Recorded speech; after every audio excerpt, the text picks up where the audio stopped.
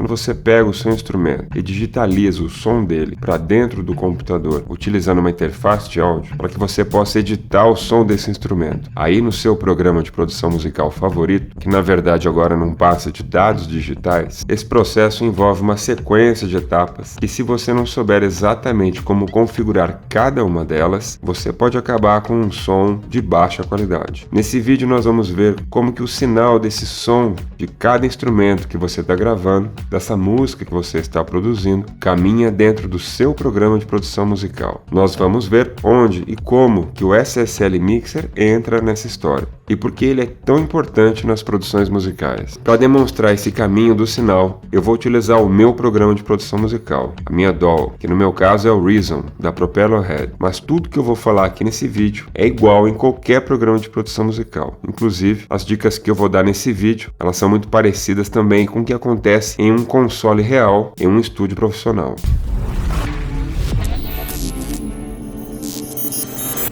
Dentro aí do seu computador não existe som algum, tudo não passa de zeros e uns, código binário. Ou seja, cada programa tem a sua própria interface, no intuito de te deixar mais à vontade na hora de você produzir a sua música, mas todos eles basicamente possuem as mesmas funções. O SSL Mixer, tanto a versão real em estúdio quanto a versão virtual, tem a função de reunir e organizar todos os efeitos e configurações que você vai utilizar na sua música. Esse é um dos motivos por eu ter escolhido o Reason como a minha DAW principal, porque o SSL Mixer aqui no Reason é quase que uma cópia de um SSL Mixer do mundo real, diferente de outros programas que preferem criar uma interface totalmente diferente com um design próprio, o que te obriga, de certa forma, a ter que passar um tempo descobrindo onde é que estão todos os parâmetros que você precisa configurar. Aqui no Reason eu acho esse mixer bem intuitivo, fácil de entender. Falando assim de uma maneira simples, caso você não saiba, cada pista do SSL Mixer representa o som de um instrumento, um sinal. Então, para ficar mais fácil a explicação desse vídeo aqui, nós vamos olhar para uma única pista dessa música, um único sinal. Em geral, cada pista possui aproximadamente 8 seções. Como falei anteriormente, isso pode variar um pouco de um programa para o outro, de um mixer para o outro. Mas seguindo aqui uma ordem de prioridades, a primeira seção que você deve olhar até a última, de modo geral, nós temos, em primeiro lugar, um input. Depois você vai ter uma espécie de um seletor para organizar a etapa seguinte de processamento de sinal, onde você vai poder ordenar as próximas etapas aqui do tratamento desse sinal que você está trabalhando, o caminho que esse sinal precisa percorrer. É nesse seletor que você vai ordenar o compressor, o equalizador e os inserts. A próxima seção é o send, ou mandado, como o pessoal fala aqui no Brasil. E por último, a panorâmica e o fader. Agora vamos dar uma olhada qual é a função de cada uma dessas seções e entender como é que cada uma delas processa esse sinal desse som que você está trabalhando. Aqui agora a gente está no SSL Mixer do Reason. Essa aqui é a mesa de mixagem. Você já deve ter visto isso alguma vez na sua vida. Olhando assim parece que é um monte de botão, né? Mas na verdade, como eu falei, nós vamos olhar para uma única pista. Cada uma dessas pistas representa um sinal, um instrumento ou uma voz. Bom, olhando aqui para a primeira seção, nós temos aqui o input. É por aqui que você deve começar. O input ele é muito importante, porque esse aqui é o ganho de entrada que você tem desse sinal que você está gravando. Se eu estiver gravando uma voz, por exemplo, vou mostrar aqui. Ó, como você pode ver, se eu mexer aqui,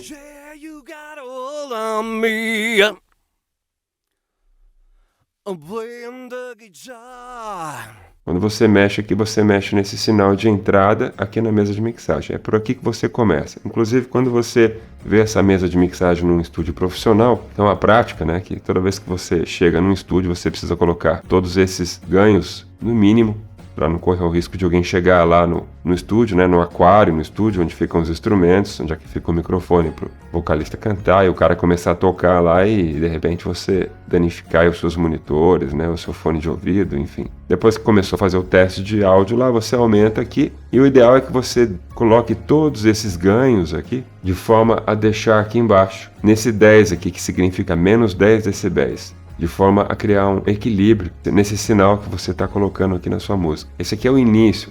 É importante você criar esse equilíbrio para que depois você tenha esse espaço do menos 10 para o zero, do menos 10 até o zero, né? O headroom, né? Que é o espaço aqui para você poder poder trabalhar na sua música. É importante você observar isso logo no início, porque às vezes um instrumento de percussão, por exemplo, ele tem um sinal muito fraquinho.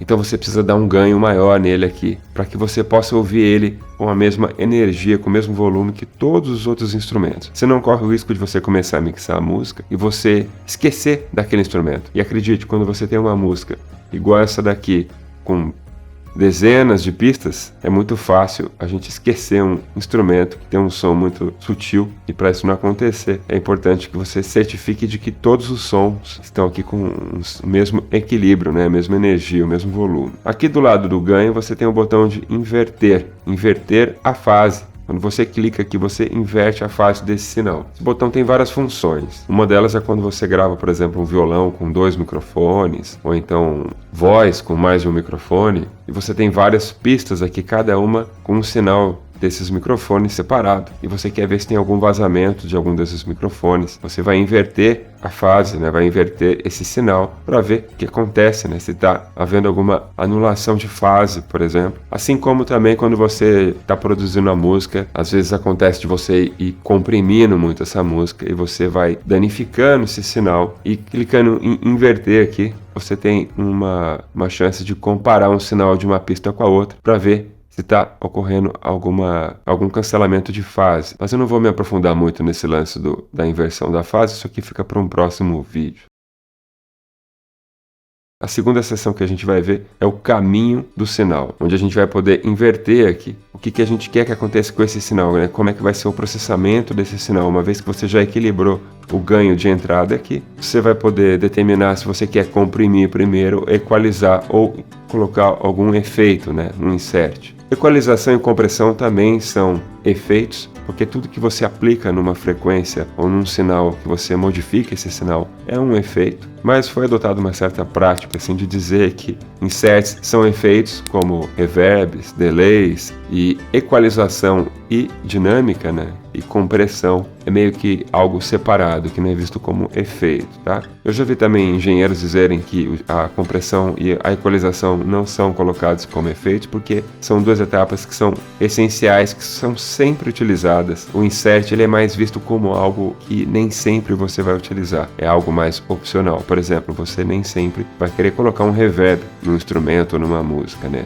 Agora, equalizar e comprimir, com certeza você sempre vai utilizar. Então, deixaram de ser vistos assim como efeitos por causa disso, por conta da prioridade. Enfim, e a ordem que você vai utilizar esses três carinhas aqui vai depender muito desse sinal que você está trabalhando. Existem 4 sequências que você pode estar configurando aqui. A primeira opção que você tem é colocar o compressor primeiro, depois o equalizador e depois os efeitos. Isso aqui geralmente é muito utilizado para bateria, por exemplo. Isso vai exigir que você coloque aqui na sequência um outro compressor nessa pista aqui, nesse sinal que você está trabalhando, porque essa sequência vai induzir você a ter um sinal aqui mais forte. Você vai precisar colocar um outro compressor para voltar a equilibrar esse sinal aqui novamente. Essa aqui é a configuração padrão, inclusive nos programas de produção musical. Geralmente essa é a sequência padrão e é a que a maioria das pessoas utiliza. A segunda opção de configuração aqui desse caminho é colocar o equalizador antes do compressor. O problema de fazer isso é caso esse som que você está trabalhando, esse sinal, ele tenha alguma sujeira, às vezes vaza de você estar gravando um violão e escapar um pouquinho da voz, por exemplo. Se você seguir esse caminho, corre o risco de você aumentar esse vazamento e vai ficar mais difícil para você trabalhar a compressão depois. Você vai ter que limpar o problema que você aumentou. Essa segunda configuração ela é mais utilizada, assim, por exemplo, quando você está trabalhando um som e você sabe que ele já está bem gravado. Por exemplo, uma amostra de som que você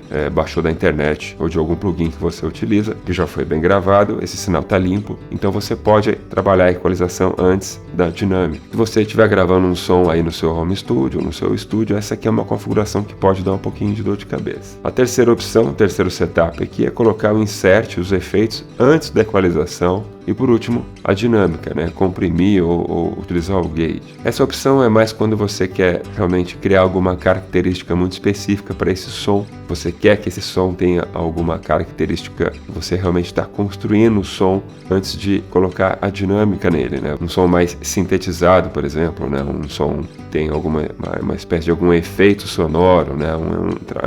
É um som que você realmente está sintetizando ele, você está modulando ele, né? Você está talvez criando algum som com uma cara mais artificial, por exemplo. Esse seria uma sequência mais adequada para você trabalhar. E a última, mas não menos importante, é colocar o efeito, depois observar a dinâmica e por último a equalização. Esse é o setup que eu considero assim que você realmente precisa ter bastante ciência do que você está fazendo, bastante experiência para que você não corra o risco de acabar com um som aqui com baixa qualidade ou com um processamento errado aqui, né? Então você colocar um efeito para também criar uma característica própria, trabalhar a dinâmica dele com o compressor e com o gate e por último equalizar esse som. Esse é o setup que você tem que ter bastante experiência, porque o sinal que você vai estar equalizando aqui, ele já vai estar carregado de várias alterações que foram criadas pelo insert e pela dinâmica, e você vai ter que equalizar com muito cuidado. Então é um setup que geralmente é utilizado mais por quem está acostumado e está trabalhando com produção musical. Eu recomendo que você comece utilizando esse primeiro setup, que é o default que vem com os programas de produção musical.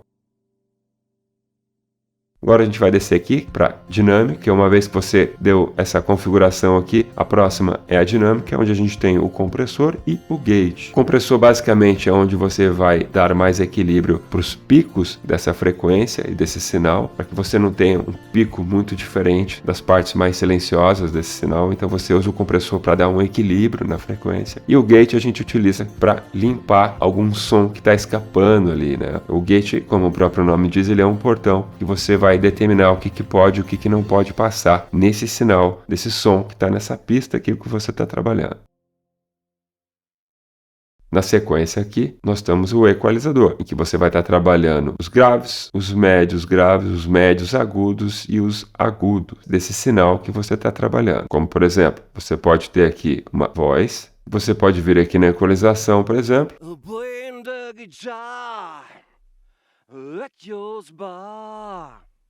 Você pode estar fazendo um High Pass Filter aqui, né, um HPF, para estar limpando, por exemplo, as frequências mais graves. Ou você pode ir aqui no próprio, localizar a frequência aqui que você quer fazer o corte, né? Você pode localizar, por exemplo, o grave aqui, a frequência que você quer cortar, fazer a equalização para estar tratando também esse áudio antes de começar a aplicar filtros nesse sinal aqui que você está trabalhando. Na sequência do equalizador, a gente tem os inserts. Entenda insert como sendo um efeito que você vai aplicar nesse sinal. Por exemplo, você quer colocar um reverb nessa voz, e esse reverb não vai afetar os outros instrumentos, apenas o som que está nesse sinal aqui. No caso do Reason, quando você clica aqui, ele vai abrir o rack, que está esse som, para que você possa adicionar aqui os efeitos que você quer utilizar. Pode ser um delay, pode ser um reverb, enfim. Seguindo a sequência aí desse sinal, a gente tem o send, ou mandado, como fala aqui. A diferença do send para um mandado é que o mandado é um efeito que você vai estar configurando igual para todos os instrumentos que você vai estar ativando. Ele é muito importante para você utilizar no final da sua produção musical, quando você quer criar uma ambientação para essa música que você está produzindo. Hoje, como a gente utiliza muitas amostras de som, né, sons que foram gravados em lugares diferentes, quando você está aí utilizando o seu controlador MIDI, aí, por exemplo, né, para estar gravando som de bateria, de guitarra, e até mesmo utilizando instrumentos que você gravou no seu home studio, ou em diferentes estúdios, né, é com esses efeitos que você consegue fazer com que pareça que todos esses sons foram gravados no mesmo ambiente. Se a gente parar para ouvir essa música aqui, a gente vai reparar que ela não tem efeito nenhum.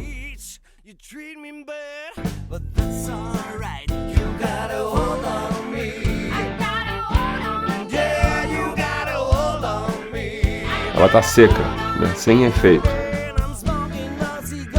Aí vamos supor que esses sons tenham sido gravados em lugares muito diferentes. Bom, aqui tá o som seco sem efeito nenhum, certo?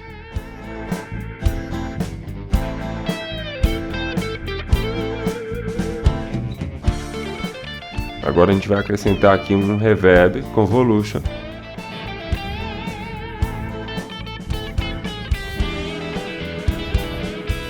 Ele foi aplicado, mandado, né, de forma mandada, ele foi enviado para... Ele está colocando todos os instrumentos no mesmo ambiente, vamos dizer assim. É claro que Eu estou fazendo de uma maneira muito rápida aqui, só para vocês entenderem. Eu citei aqui o reverb, né, como exemplo de um efeito mandado, né, que você vai adicionar aqui no Send, mas existem diferentes tipos de reverb. E se você tiver curiosidade para entender um pouco melhor desse efeito, que na minha opinião é um dos efeitos mais interessantes de serem utilizados, dá uma olhada nesse outro vídeo aqui no canal em que a gente fala especificamente do reverb. Nesse vídeo também a gente fala das maneiras corretas e erradas de você utilizar o reverb numa música. Eu vou deixar o link aí na descrição do vídeo, depois dá uma olhada lá. Seguindo aqui na nossa sequência aqui, a próxima etapa aqui é a panorâmica. Vou dar um play aqui para a gente perceber. Aqui a gente tem o som de um órgão, tá vendo? A panorâmica é dizer para que lado que você quer jogar esse sinal, para que as pistas, cada música, tenha o seu espaço. Por exemplo, jogar a guitarra para um lado e o órgão para o outro lado. Principalmente, não é o caso aqui, mas quando duas pistas possuem uma frequência muito parecida, né? Instrumentos com sons muito parecidos, a panorâmica pode ser uma estratégia interessante para que não haja um problema aí de cancelamento de fase. Mas existem outras questões importantes com a panorâmica, tá? Só estou falando isso para vocês entenderem.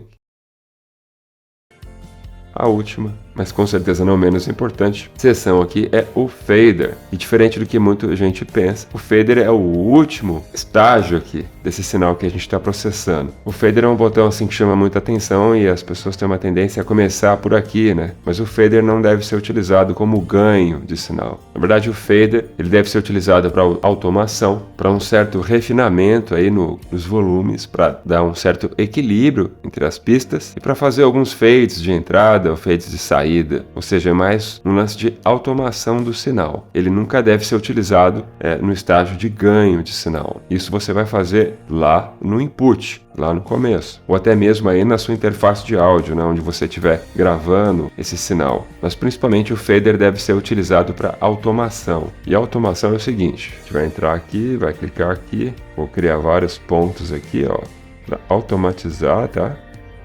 O fader. Estou fazendo bem assim, de forma demonstrativa aqui para vocês entenderem, né, a função do fader. Agora eu vou dar um play aqui, repara aqui como é que o fader vai trabalhar. O Reason até colocou uma linha verde em volta para mostrar que esse fader foi automatizado, né? Vou dar um play. Veja que ele está se movendo sozinho agora, né? E a gente acabou de automatizar ele aqui. Para isso que serve o fader, tá vendo? Não está relacionado com esse volume de entrada do sinal. Se você curte assistir conteúdos como esse, por favor, siga o nosso canal e ative as notificações, porque a sua participação é fundamental para que a gente possa dar continuidade nesse trabalho aqui no YouTube. Valeu!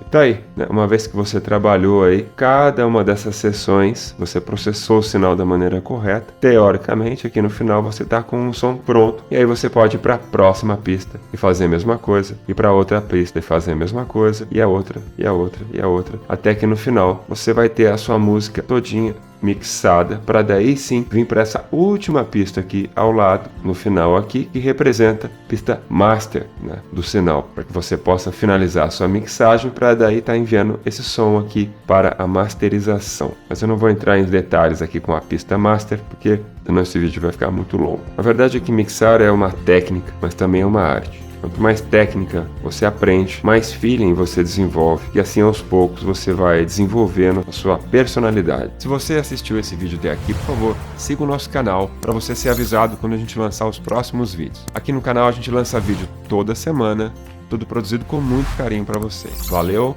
e até o próximo vídeo.